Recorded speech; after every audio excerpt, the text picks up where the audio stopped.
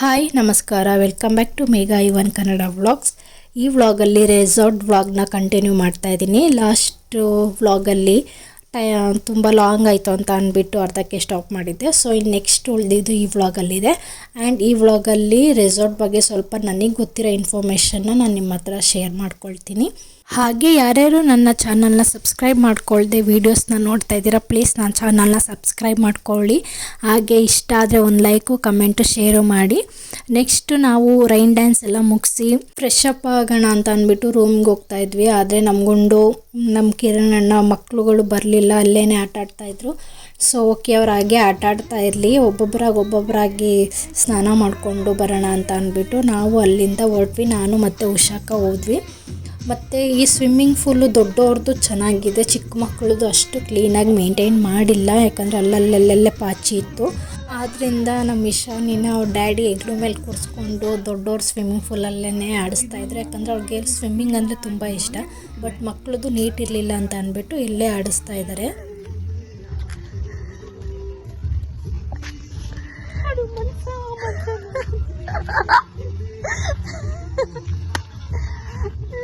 ಅದು ಟವಲ್ ಬಿತ್ತು.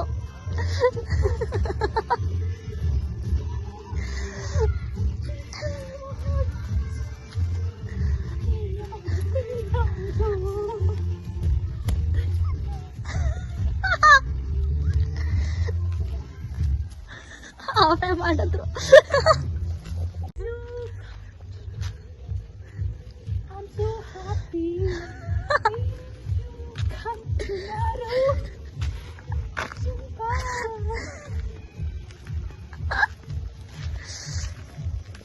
टिक टिक टिक टिक टिक टिक टिक टिक टिक टिक टिक टिक टिक टिक टिक टिक टिक टिक.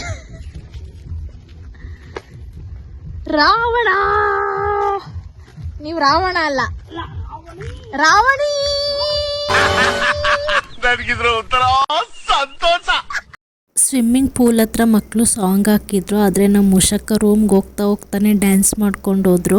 ಸೊ ಇರಲಿ ಅಂತ ಅಂದ್ಬಿಟ್ಟು ಹಾಗೆ ವೀಡಿಯೋ ಮಾಡಿದೆ. ಹೇಗಿದ್ರು ಮಕ್ಕಳು ಜೊತೆ ಸ್ಕೂಲಲ್ಲಿ ಎಂಜಾಯ್ ಮಾಡಿ ಅಭ್ಯಾಸ ಇದೆಯಲ್ಲ ಅವ್ರಿಗೆ. ಸೊ ಈಗಲೂ ಹಾಗೇನೆ ಮಕ್ಕಳು ಜೊತೆ ಅವರು ಸೇರಿ ಫುಲ್ ಎಂಜಾಯ್ ಮಾಡ್ತಿದ್ದಾರೆ. ಜಸ್ಟ್ ಡ್ರೆಸ್ ಚೇಂಜ್ ಮಾಡೋದಕ್ಕೆ.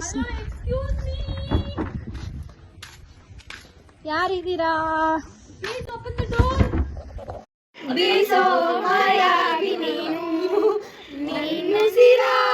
ಧ್ಯಾನಿಸುವ ತೀರಾ ಸಾಮಾನ್ಯ ನಾನು. ಆಕಾಶದಲ್ಲಿ ನೀ ದೀಪವಾದೆ, ಇರುವಾಗಿ ನಾನು ನಿನಗಾಗಿ ಕಾದೆ. ಈ ಮೌನಕ್ಕೀಗ ಮಾಧುರ್ಯವಾದೆ, ಹೊರತಾಗಿ ನಿನ್ನ ನಾ ಖಾಲಿಯಾದೆ. ಸಿಹಿ ಕಹಿ ಏನಾದರೂ ಪ್ರತಿ ಕ್ಷಣ ಜೊತೆಯಾಗಿರು. ಇನ್ನು ನಮ್ಮದು ಕರ್ಕಶವಾದ ಧ್ವನಿಯಿಂದ ಹಾಡೆಲ್ಲ ಮುಗಿಸಿ ರೀಲ್ಸ್ ಮಾಡಿ ಮತ್ತು ಸ್ನ್ಯಾಕ್ಸ್ಗೆ ಅಂತ ಹೋದ್ವಿ. ಸ್ನ್ಯಾಕ್ಸ್ಗೆ ಟೀ, ಕಾಫಿ ಮತ್ತು ಬಿಸ್ಕೆಟು, ಮೆಣಸಿನ್ಕಾಯಿ ಬಜ್ಜಿ ಮಾಡಿದರು. ಅದೆಲ್ಲ ತಿಂದು ಮತ್ತು ನಾವು ಗೇಮ್ ಕಡೆ ಅಂತ ಹೋದ್ವಿ. ಈ ರೆಸಾರ್ಟಲ್ಲಿ ಆ್ಯಕ್ಟಿವಿಟೀಸ್ ತುಂಬ ಕಡಿಮೆ ಇದ್ದಾವೆ ಬೇರೆದಕ್ಕೆಲ್ಲ ಕಂಪೇರ್ ಮಾಡಿಕೊಂಡ್ರೆ. ಆ್ಯಂಡ್ ಇದರಲ್ಲಿ ಇಂಡೋರ್ ಗೇಮ್ಸ್ಗಳು ಬರೀ ಬಾಯಲ್ಲಿ ಹೇಳಿದಷ್ಟೇ, ನಮ್ಗೆ ಯಾವುದನ್ನು ಕರ್ಕೊಂಡೋಗಿ ತೋರಿಸ್ಲಿಲ್ಲ. ಆ್ಯಂಡ್ ಔಟ್ಡೋರ್ ಗೇಮ್ಸಲ್ಲಿ ಒಂದು 3-4 ಇದ್ದಾವೆ ಅಷ್ಟೇ. ಇನ್ನು ಜಿಪ್ ಲೈನ್ ಅಂತ ಇದೆಯಲ್ಲ, ಅದಕ್ಕೆ ಎಕ್ಸ್ಟ್ರಾ 250 ಕೊಡಬೇಕಂತೆ ಪರ್ ಪರ್ಸನ್ನು. ಇನ್ನು ನೆಕ್ಸ್ಟು ಸೈಕಲಿಂಗ್ ಕೇಳಿದ್ವಿ, ಸೈಕಲಿಂಗು ಸರಿ ಇಲ್ಲ ಅಂತ ಹೇಳಿದ್ರು. ಇನ್ಯಾವುದೋ ಒಂದು ಹಗ್ಗದ ಮೇಲೆ ನಡೆಯೋದಿತ್ತು, ಅದೊಂದು ಫ್ರೀ ಇತ್ತು ಅಷ್ಟೇ. ಅದು ಬಿಟ್ಟರೆ ಇನ್ಯಾವುದೂ ಗೇಮ್ಸ್ ಅನ್ನೋದು ಏನೂ ಇಲ್ಲ. ಆ್ಯಕ್ಟಿವಿಟೀಸ್ ಸುಮ್ಮನೆ ಒಂದು swimming pool, rain dance, food ಇಷ್ಟೇ ನಾವು ಮಾಡಿರೋದು ಅಂತ ಅಂದೆ ಅಲ್ಲಿ ರೆಸಾರ್ಟ್ಗೆ ಹೋಗಿ ಅಷ್ಟೇ. ಇನ್ಯಾವುದೂ ಅಷ್ಟು ನಾವು ಎಂಜಾಯ್ ಮಾಡೋಕ್ಕಾಗಲಿಲ್ಲ. ಸೊ ಆ್ಯಕ್ಟಿವಿಟೀಸು ತುಂಬ ಕಡಿಮೆ ಇದ್ದಾವೆ. ದೆನ್ ಪ್ಯಾಕೇಜ್ ಬಗ್ಗೆ ಬಂದರೆ ಡೇ ಔಟಿಂಗು ಟೈಮಿಂಗ್ಸ್ ಮೇಲೆ ಡಿಪೆಂಡ್ ಇರುತ್ತೆ. ಅಂದರೆ ಮಾರ್ನಿಂಗು, ಆಫ್ಟರ್ನೂನು, ಈವ್ನಿಂಗ್ ಆ ಥರ ಅದ್ರ ಮೇಲೇನೂ ಕೂಡ ಅಮೌಂಟು ಇರೋ ಚೇಂಜಸ್ ಇದೆ. ಸೊ ನಾವು ಬೆಳಗ್ಗೆ ಹೋಗಿರೋದ್ರಿಂದ ಪರ್ ಪರ್ಸನ್ನು 1250 ಇದೆ. ಆ್ಯಂಡ್ ಸ್ಟೇಗೂ ಕೂಡ ಇಲ್ಲಿ ತುಂಬ ಡಿಫ್ರೆಂಟ್ಸ್ ಅಮೌಂಟ್ ಇದ್ದಾವೆ. ಯಾಕಂದರೆ ರೂಮ್ ಮೇಲೆ ಡಿಪೆಂಡು ಕೂಡ. ಬರೋರು ಯೋಚನೆ ಮಾಡಿ ನೋಡಿ ಬನ್ನಿ. ಅಂದರೆ ನಮಗೆ ಮೈಂಡ್ ಫ್ರೀ ಆಗಿರಬೇಕು, ಯಾವ ಗೇಮು ಬೇಡ, ಏನೂ ಬೇಡ, ಫುಲ್ ಗ್ರೀನರಿಲಿ ಬೆಟ್ಟ ಗುಡ್ಡದ ಮಧ್ಯೆ ಇರಬೇಕು ಅಂತ ಮೈಂಡ್ ಇಟ್ಕೊಂಡಿರೋರು ಬರ್ಬೋದು. ನಮ್ಮ ಥರ ಎಂಜಾಯ್ ಮಾಡೋಕ್ಕೆ ಬರ್ತೀವಿ ಅಂತ ಅಂದರೆ ಅವ್ರಿಗೆ ಸ್ವಲ್ಪ ಬೇಜಾರಾಗಿ ಆಗುತ್ತೆ, ಯಾಕಂದರೆ ಯಾವ ಆ್ಯಕ್ಟಿವಿಟೀಸ್ ಇರಲ್ಲ, ಏನೂ ಇರಲ್ಲ. ಮತ್ತು ಫುಡ್ಡು ಕಡೆ ಬಂದರೆ ಟೇಸ್ಟು ಓಕೆ ತುಂಬ ಏನು ಇರಲಿ, ಅಷ್ಟು ವಾವ್ ಅನ್ನೋ ಥರ ಏನು ಫೀಲ್ ಆಗಲಿಲ್ಲ. ಬಿರಿಯಾನಿ ಮಾಡಿದ್ರು ಫುಲ್ ಮೆತ್ತ ಆಗಿಬಿಟ್ಟಿತ್ತು, ಯಾಕೋ ತಿನ್ನೋಕ್ಕೆ ಆಗಲಿಲ್ಲ. ಆಮೇಲೆ ನೆಕ್ಸ್ಟು ನಮ್ಮ ಶರದಿ ಜಿಪ್ಲೈನ್ನ ಗೇಮ್ ಆಡಿದ್ಲು, ಬಟ್ ನಾನು ಆಡಬೇಕಾಗಿತ್ತು. ನನಗೆ ಯಾಕೋ ತುಂಬ ಹುಷಾರು ತಪ್ಪಿಬಿಟ್ಟೆ ನಾನು, ತುಂಬ ಚಳಿ ಆಮೇಲೆ ಜ್ವರ ಬರೋ ಥರ ಫೀಲ್ ಆಗಿಬಿಡ್ತು. ನನಗೆ ಮನೆಯಿಂದನೇ ಸ್ವಲ್ಪ ಗಂಟಲು ಕಿಚ ಥರ ಇತ್ತು. ಏನೋ ನಾರ್ಮಲಾಗಿ ಏನೋ ವೆದರ್ಗೆ ಆ ಥರ ಆಗಿದೆ ಅಂತ ಅಂದ್ಕೊಂಡು ನಾನು ಸುಮ್ಮನೆ ಬಂದುಬಿಟ್ಟೆ. ಆಮೇಲೆ ಬಂದಮೇಲೆ ನೋಡಿದ್ರೆ ಇಲ್ಲಿ ಫುಲ್ಲು ಎಲ್ಲ ಆಟ ಆಡಿ ಮುಗಿಸಿ ಹೋಗೋ ಅಷ್ಟರಲ್ಲಿ ಹುಷಾರೇ ತಪ್ಪಿಬಿಟ್ಟೆ ನಾನು. ಸೊ ಇವಾಗ ನಾನಿದು ತೋರಿಸ್ತಾ ಇದ್ದೀನಲ್ಲ, ಇದು ವಿಡಿಯೋ ಮಾಡಬೇಕಾದ್ರೆ ಫುಲ್ ಸಂಜೆ ಆಗಿಬಿಟ್ಟಿತ್ತು, ಆದ್ದರಿಂದ ಸ್ವಲ್ಪ ಕ್ಲಾರಿಟಿ ಇಲ್ಲ. ಇದು ಮೇಯ್ನು ಎಂಟ್ರೆನ್ಸ್ ಇದೆ ಇರೋದು ಈ ರೆಸಾರ್ಟದು, ಚೆನ್ನಾಗಿದೆ, ಮನೆ ಥರ ಫೀಲ್ ಆಗುತ್ತೆ. ಬಟ್ ಇವರು ಆ್ಯಕ್ಟಿವಿಟೀಸಲ್ಲಿ ಸ್ವಲ್ಪ ಇಂಪ್ರೂವ್ ಮಾಡ್ಕೋಬೇಕು, ಮತ್ತು ಫುಡ್ಡಲ್ಲೂ ಕೂಡ ಸ್ವಲ್ಪ ಇಂಪ್ರೂವ್ ಮಾಡ್ಕೊಳ್ಳೋದು ಇದೆ. ನನ್ನ ಒಪಿನಿಯನ್ ಈ ಥರ ಇದೆ, ಬೇರೆಯವ್ರದ್ದೆಲ್ಲ ಏನು ಅಂತ ಗೊತ್ತಿಲ್ಲ. ನಮ್ಮ ಫ್ಯಾಮಿಲಿಯಲ್ಲಿ ಸ್ವಲ್ಪ ಜನ ಖುಷಿಪಟ್ಟರು, ಸ್ವಲ್ಪ ಜನ ಫೀಲ್ ಆದರು. ನಾನು ಒಟ್ಟು ಇಲ್ಲಿ ತನಕ 3 ರೆಸಾರ್ಟ್ಗೆ ಹೋಗಿದ್ದೀನಿ. ಆ 3ರಲ್ಲಿ ತುಂಬ ಇಷ್ಟ ಆಗಿರೋದು ಅಂದರೆ ವೈನಾಡ್ದಷ್ಟೇ ಅನಿಸುತ್ತೆ, ಇನ್ನೆರಡೂ ಅಷ್ಟಕ್ಕಷ್ಟೇ. ಸೊ ಇಲ್ಲೆಲ್ಲದು ಅಮೌಂಟ್ ಎಲ್ಲ ಪೇ ಮಾಡಿ ಸೆಟಲ್ ಮಾಡಿ ನಾವು ಮನೆಗೆ ಹೋದ್ವಿ. ನನಗೆ ತುಂಬ ಚಳಿ ಆಗಿಬಿಟ್ಟಿತ್ತು, ನನಗೆ ಏನು ಮಾಡೋಕ್ಕೂ ಆಗ್ತಾ ಇರಲಿಲ್ಲ. ಅದಕ್ಕೆ ಉಷಕ್ಕನ ಮನೆಗೆ ಹೋಗಿ ಅಲ್ಲಿ ಸ್ಟ್ರಾಂಗ್ ಕಾಫಿ ಕುಡಿದು ಮನೆಗೆ ಹೋದ್ವಿ. ನಾಯಿ ಪಾಚ್ಕೊಂಡಿದೆ, ಕಿತ್ಕೊಂಡಿದೆ ಆಗಲೇ ನಾಯಿ ಕಿತ್ಕೊಂಡಿದೆ. ಯಾಕಮ್ಮ ನೀಟಾಗಿ ನೋಡ್ಕೊಳ್ಳಲ್ವಾ?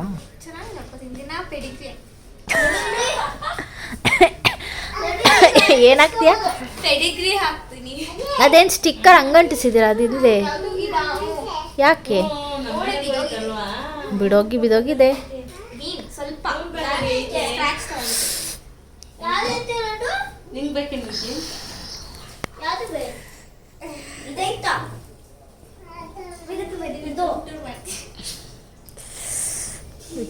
ನಮ್ಮ ಉಷಕ್ಕ ಅವ್ರ ಮನೆ.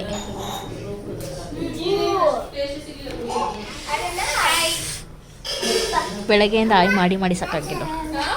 ಬೆಳಗ್ಗೆಯಿಂದ ಹಾಯ್ ಮಾಡಿದಿರಲ್ಲ, ಇಷ್ಟೆಲ್ಲ ಹಾಯ್ ಮಾಡ್ತೀರಾ? ಹೋ, ಶರದಿಯವ್ರ ರೂಮ್ ತೋರಿಸ್ತಾರೆ.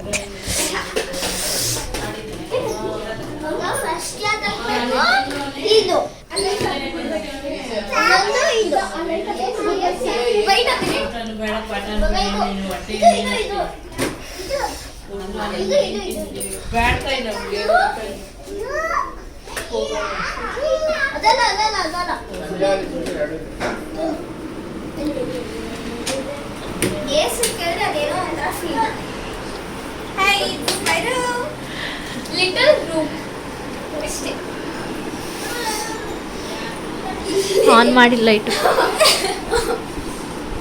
ಯಪ್ಪ, ಈ ಚಳಿಲಿ ಫ್ಯಾನ್ ಹಾಕೊಂಡು ಎ ಸಿ ಹಾಕೊಂಡು ಮನೆಗೊಂಡಿದ್ದೀರ ನಾಕೊಂಡು. ಯಪ್ಪ, ಇಷ್ಟ ಆಗೋ ಪ್ಲೇಸ್ ಅಂದ್ರೆ ನಮ್ಮ Shri Sharva room good vibes ಹಾಕೊಂಡವ್ರೆ, ಯಾವಾಗಲೂ ವೈಬ್ಸ್ ಗುಡ್ ಆಗಿರಲಿ ಅಂತ.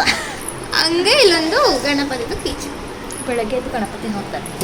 ಅಲ್ಲೂ ಒಂದಿದೆಯಲ್ಲ, ಬೆಳಗ್ಗೆ ಎದ್ದು ಅದನ್ನ ಲೈಟ್ ಹಾಕಮ್ಮ. ಯಪ್ಪ, ಚಳಿ ಆಗ್ತಿದೆ ನನಗೆ. ಮೇನ್ ರೀಲ್ಸ್ ಎಲ್ಲ ಮಾಡೋದು ಇಲ್ಲ. ಈ ಪೋರ್ಷನಲ್ಲಿ ರೀಲ್ಸ್ ಮಾಡ್ತಾರೆ ಅವರು.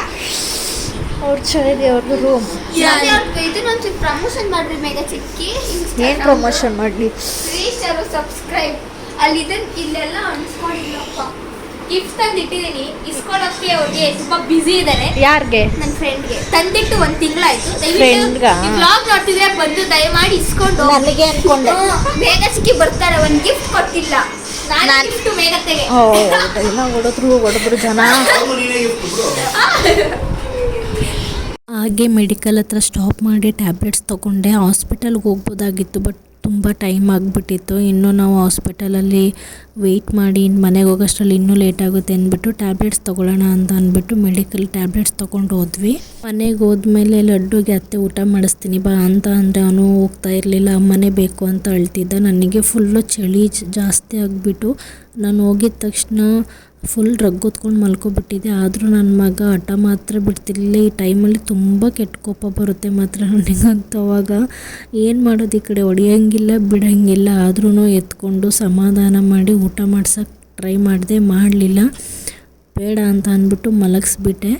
ಹಾಗೆ ಬೆಳಗ್ಗೆ ಎದ್ದು ಫಸ್ಟು ಡಾಕ್ಟ್ರ್ ಹತ್ರ ಹೋಗೋಣ ಅಂತ ಅಂದ್ಬಿಟ್ಟು ಹೋದ್ವಿ. ಶಿರಾಕ್ಕೆ ಹೋಗ್ಬೇಕಾಗಿತ್ತು. ಅವ್ರು ಬರೋದೇ ಡಾಕ್ಟ್ರು 11 ಗಂಟೆ 11:15 ಆಗುತ್ತೆ ಅಂತ ಅಂದ್ಬಿಟ್ಟು ನಮ್ಮೂರ ಪಕ್ಕನೇ ಒಂದು ಗೌರ್ಮೆಂಟ್ ಹಾಸ್ಪಿಟಲ್ ಇತ್ತು, ಅಲ್ಲಿಗೆ ಹೋದ್ವಿ. ಅಲ್ಲೂ ಸ್ವಲ್ಪ ವೆಯ್ಟ್ ಮಾಡಿದ್ವಿ. ಡಾಕ್ಟರ್ ಬರೋದು ಲೇಟ್ ಆಯಿತು. ಒಂದು ಇಂಜೆಕ್ಷನ್ ತೊಗೊಂಡು ಮಾತ್ರೆ ತೊಗೊಂಡು ಬಂದ್ವಿ. ನನ್ನ ಮಗ ನಾನೇ ಕುಡಿಸ್ತೀನಿ, ನಾನೇ ತಿನ್ನಿಸ್ತೀನಿ ಅಮ್ಮ ಅಂತ ಅಂದ್ಬಿಟ್ಟು ಅವನು ಇಸ್ಕೊಂಡು ಅವನೇ ಟ್ಯಾಬ್ಲೆಟ್ ನುಂಗಿಸ್ದ. ಕೇರ್ ಮಾಡೋದ್ರಲ್ಲಿ, ಲವ್ ತೋರಿಸೋದ್ರಲ್ಲಿ ನನ್ನ ಮಗ ಮಾತ್ರ ಅಯ್ಯೋ ಎಷ್ಟು ಬುದ್ಧಿವಂತ ಅಂತ ಅನಿಸ್ಬಿಡುತ್ತೆ. ಒಂದೊಂದ್ಸಲ ಹಠ ಮಾಡೋದು ನೋಡಿದ್ರೆ ಅಷ್ಟೇ ಕೋಪ ಬರೆಸ್ತಾನೆ. ಆದ್ರೂ ನನಗೆ ಅದು ಹುಷಾರಾಗಲಿಲ್ಲ. ಮತ್ತೆ ಸಂಜೆ ನಾನು ಶಿರಾಕ್ಕೆ ಹೋಗಿ ನಮ್ಮ ಗುಂಡು ಅವರ ಅಣ್ಣನ ಹಾಸ್ಪಿಟಲ್ಲಿದ್ದೆ, ಅಲ್ಲಿಗೆ ಹೋಗಿ ಚೆಕಪ್ ಮಾಡಿಸ್ಕೊಂಡು ಬಂದೆ. ನನಗಂತೂ ನಿಜ ತುಂಬ ಅಂದರೆ ತುಂಬಾ ಆಗ್ತಿರ್ಲಿಲ್ಲ. ಯಾಕಾದರೂ ರೆಸಾರ್ಟ್ಗೆ ಹೋದ್ದು ಅಂತ ಅನಿಸ್ಬಿಟ್ಟಿತ್ತು. ಡಸ್ಟ್ಬಿನ್ಗೆ ಹಾಕೋದೇನೆಲ್ಲ